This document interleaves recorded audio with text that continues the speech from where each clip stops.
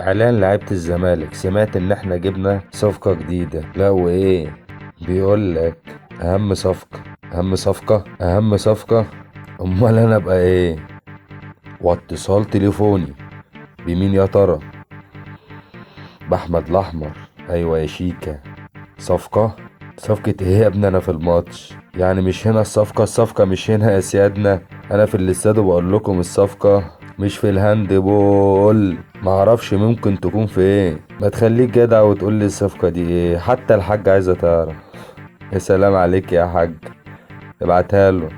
ده هيكل، الماتش ده مهم جدا، ده الماتش النهائي، ربنا يكرمكم. ايه ده؟ رسالة من شيك. الصفقة دي عندكم يا رضا؟ هو احنا جبنا صفقة جديدة يا كابتن ولا ايه؟ لا تلاقيها في الباسكت يا عم، خلينا في الماتش. لا مش عندنا، استنوا ده بيعلنوا عنها بره اهو. ايه ده بقى؟ ده اونيرو راعي الزمالك الجديد، منور يا شيكا. اساطير نادي الزمالك يا جماعه، اونيرو منور تيشيرت نادي الزمالك.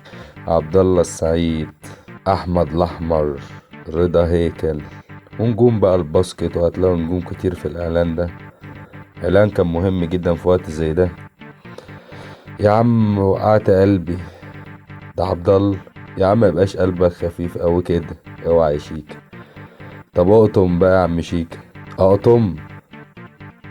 هقطم يا عبد الله.